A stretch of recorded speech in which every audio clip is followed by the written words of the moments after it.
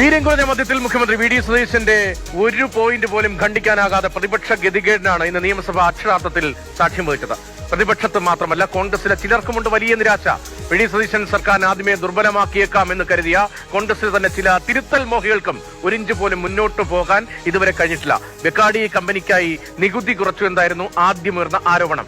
നികുതി കുറച്ചതേയല്ല, നികുതി ആദ്യമായി നിശ്ചയിച്ചത് എന്ന് പിന്നാലെ വ്യക്തമായി. ഫയൽ അതിവേഗം സീറ്റുകൾ മറികടന്ന് നികുതിയിൽ തീരുമാനമെടുത്തു. അത് അസാധാരണം എന്തായിരുന്നു മറ്റൊരു പ്രധാനപ്പെട്ട ആരോപണം. നികുതി തീരുമാനം ബജറ്റിന്റെ തലേന്ന് വേഗത്തിലെടുക്കുന്ന തീരുമാനമാണ്.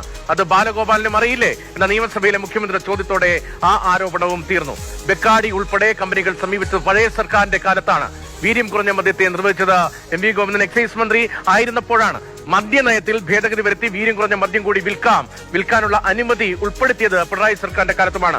ഈ സാഹചര്യത്തിലാണ് ഇപ്പോൾ മുഖ്യമന്ത്രിയുടെ നിലപാടിൽ നിന്ന് അദ്ദേഹം പിന്നോട്ട് പോകാതിരിക്കുകയും അതേസമയം തന്നെ രാഷ്ട്രീയ ആരോപണങ്ങൾ അതൊരു പുകമറയായി നിൽക്കുകയും ചെയ്ത ഈ രാഷ്ട്രീയ കാലാവസ്ഥയ്ക്കിടയിൽ ഇന്ന് വലിയ പ്രക്ഷുബ്ധതയൊന്നുമില്ലാതെ തന്നെ നിയമസഭ ധനബില്ല് പാസാക്കുകയായിരുന്നു. ധനബില്ലെന്നാൽ ബജറ്റ് നിർദ്ദേശങ്ങൾക്കുള്ള പണം വകയിരുത്തുന്നതിനുള്ള സാങ്കേതികമായ ഒരു അംഗീകാരമാണ് എന്ന് പറയാം. വീര്യം കുറഞ്ഞ മദ്യത്തിന്റെ നികുതി ഉൾപ്പെടെ ധനബില്ലിൽ ഉൾപ്പെട്ടിട്ടുണ്ട്. പക്ഷേ വീര്യം കുറഞ്ഞ മദ്യം വിൽക്കണോ എന്ന കാര്യം UDF തീരുമാനിക്കുമെന്ന് ആവർത്തിച്ച മുഖ്യമന്ത്രി ബജറ്റിന്റെ പൊലിമ കളയാൻ പ്രതിപക്ഷത്തിനൊപ്പം കുറെ ആളുകൾ കൂടി എന്ന ഭരണപക്ഷത്തിന് ഒരു കൊട്ടും കൊടുക്കുന്നുണ്ട്. പിന്നെ വീര്യം കുറഞ്ഞ മദ്യം കേരളത്തിൽ വിൽക്കണമെന്ന് തീരുമാനിക്കുന്നത് UDF സർക്കാരിന്റെ മദ്യനയത്തിന്റെ ഭാഗമായിട്ട് അത് തീരുമാനിക്കും. മദ്യനയത്തിന്റെ ഭാഗമായിട്ട് തീരുമാനിക്കുമ്പോൾ വീര്യം കുറഞ്ഞ മദ്യം വേണ്ട എന്ന് തീരുമാനിച്ചാൽ ഇല്ല, നീ വിൽക്കാം, അത് പ്രോത്സാഹിപ്പിക്കാം. ഇപ്പൊ ഈ പറഞ്ഞ റിപ്പോർട്ടിന്റെ ഒക്കെ അടിസ്ഥാനത്തിൽ ചർച്ച ചെയ്ത് കേരളവും കൂടി ചർച്ച ചെയ്യട്ടെ. എന്തിനാ UDF മാത്രം ചർച്ച ചെയ്തത്? കേരളം കൂടി ചർച്ച ചെയ്തിട്ട് ഇനി വേണം എന്ന് തീരുമാനിച്ചാൽ അപ്പോൾ ടാക്സസ് ഡിപ്പാർട്ട്മെന്റ് ഈടാക്കുന്ന ടാക്സ് ഇതായിരിക്കും. അത്രയേ ഉള്ളൂ. ഇത് വളരെ ലളിതമായ ഒരു വിഷയമാണ്.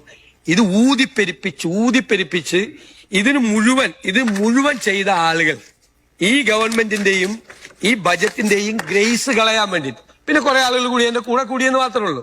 അത് സാരമില്ല, അത് കൂടിക്കോട്ടെ, അത് എപ്പോഴും ഉണ്ടാവും, അങ്ങനെ ഉണ്ടാവും. അതിലൊന്നും വഴങ്ങുന്ന സർക്കാരല്ല ഇത്. ഈ സർക്കാരിന് കൃത്യമായ പരിപാടിയുണ്ട്, കൃത്യമായ പദ്ധതിയുണ്ട്, കൃത്യമായ പ്ലാൻ ഉണ്ട്. അത് കൂടിയാലോചനകൾക്ക് ശേഷമുള്ള തീരുമാനമാണ്. ബജറ്റിലെ നികുതി നിർദ്ദേശം ആരുമായിട്ട് കൂടിയാലോചിക്കാൻ പറ്റില്ല. അത് അതുമായിട്ട് ബന്ധപ്പെട്ട കൂടിയാലോചനകൾ മാത്രമേ നടത്തുള്ളൂ. അത് കഴിയുമ്പോഴാണ് ഏത് വിഷയവും അത് ആ കാര്യത്തിലുള്ള ഉറച്ച തീരുമാനമാണ്. ഈ തീരുമാനത്തിന്റെ ഭാഗമായിട്ടാണ് ഈ ടാക്സ് ഇപ്പോൾ നിൽക്കുന്നത്. വീര്യം കുറഞ്ഞ മദ്യത്തിൽ ഫലത്തിൽ കൈപൊള്ളിയിരിക്കുകയാണ് പിണറായി വിജയനും പ്രതിപക്ഷ നിരയ്ക്കും.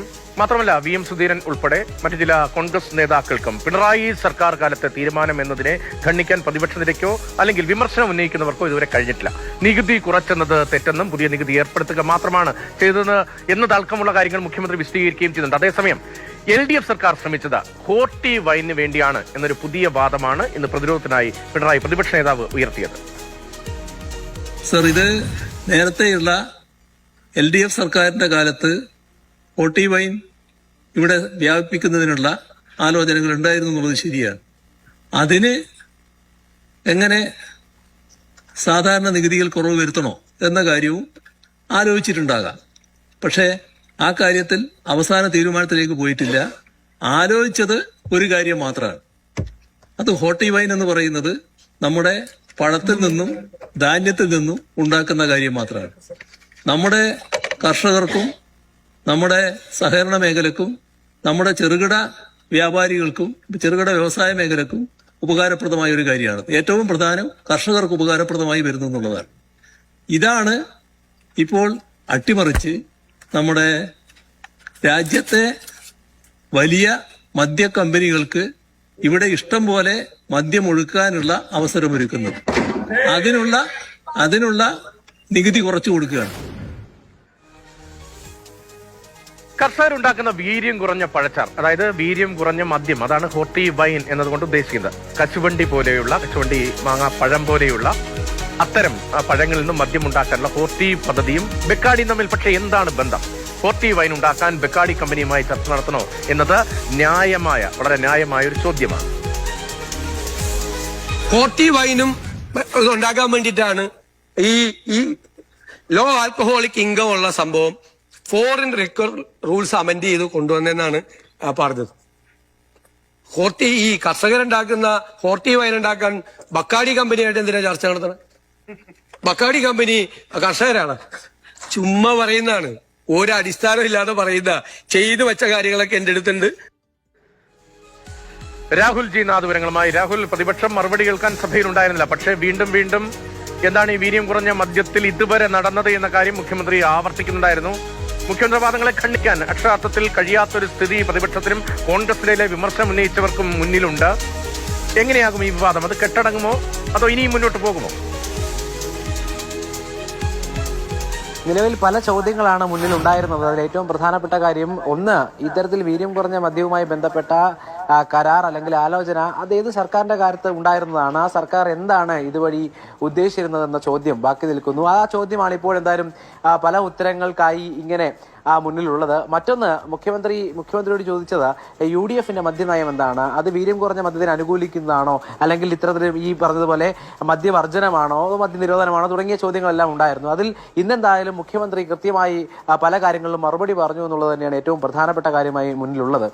കാരണം ഈ പറഞ്ഞതുപോലെ ഈ കരാർ പ്രതിപക്ഷം പറയുന്നത് പോലെയാണെങ്കിൽ അത് പല ചോദ്യങ്ങൾ ഇപ്പോഴെന്തായാലും പ്രതിപക്ഷത്തിന് ഭരണപക്ഷം ചോദ്യം ബാക്കി വെച്ചിരിക്കുന്നത് പോലെയാണ് ഇന്ന് സഭ എന്തായാലും പിരിയുന്നത്. കാരണം ഈ പറഞ്ഞതുപോലെ അത് ഹോർട്ടി വൈനാണ് ഉത്പാദിപ്പിച്ചതെങ്കിൽ എന്തുകൊണ്ട് ബക്കാടി കമ്പനിയുമായി ചർച്ച നടത്തുന്നു എന്ന ചോദ്യം മുഖ്യമന്ത്രി ചോദിക്കുന്നുണ്ട്.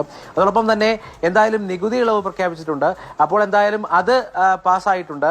നിലവിൽ ഇത് നടപ്പിലാക്കണമോ വേണ്ടോ എന്നുള്ളത് UDF തീരുമാനിക്കും. അങ്ങനെ നടപ്പിലാക്കുകയാണെങ്കിൽ ഇതായിരിക്കും നികുതി എന്ന ഒരു ക്ലാരിറ്റി വ്യക്തത മുഖ്യമന്ത്രി വരുത്തുന്നുണ്ട് എന്നുള്ളതാണ് ഏറ്റവും പ്രധാനപ്പെട്ട മറ്റൊരു കാര്യമായി നിൽക്കുക. അപ്പോഴും പ്രതിപക്ഷം ഇതൊരു വിവാദമായി ഉയർത്തിക്കാട്ടുകയാണ്. ഒന്ന്, ഈ പറയുന്ന പോലെ കർഷകരെ സഹായിക്കാനായി തങ്ങൾ ആലോചിച്ച അല്ലെങ്കിൽ അന്ന് ഭരണപക്ഷത്തുണ്ടായിരുന്ന അവർ ആലോചിച്ച ഒരു പദ്ധതിയെ മറ്റൊരു തരത്തിലേക്ക് കൊണ്ടുപോയി അത് അഴിമതിയുടെ ഒരു വേദിയാക്കി മാറ്റുന്ന ആരോപണമാണ് നിലവിൽ ഉന്നയിക്കുന്നത്. അതിൽ ചോദ്യങ്ങൾ മുഖ്യമന്ത്രി ഉന്നയിക്കുന്നുണ്ട്. എന്തായാലും വീര്യം കുറഞ്ഞ മദ്യ വിഷയം അത് വീര്യം കൂടി തന്നെ നിൽക്കുകയാണ്. അപ്പോഴും ഇന്ന് എന്തായാലും മുഖ്യമന്ത്രി പല ചോദ്യങ്ങൾക്കും മറുപടി പറയുന്നു. പ്രതിപക്ഷത്തിന് ചോദ്യങ്ങൾ ബാക്കി വെച്ച് കൊടുത്തിട്ടുമുണ്ട്. അതിനെങ്ങനെ പ്രതിപക്ഷം മറുപടി പറയും എന്നുള്ളതിലാണ് പ്രതിപക്ഷത്തിന്റെ ഭാഗത്ത് കോൺഗ്രസിൽ VD സതീശനെതിരെ ചില നീക്കങ്ങൾ തലപൊക്കുമ്പോൾ അക്കൂട്ടത്തിൽ നിന്ന് എങ്ങനെ ആ നീക്കങ്ങൾ മുന്നോട്ട് പോകും, അതോ ഈ വാദം ഇവിടെ വെച്ച് അവസാനിക്കും, അടുത്ത ഒന്നിലേക്ക് മാറുമോ എന്നൊക്കെ നീ കണ്ടറിയേണ്ടതുണ്ട്. രാഹുൽ ജി നാണ് തിരുവനന്തപുരത്ത് വിവരങ്ങൾ നൽകിയത്.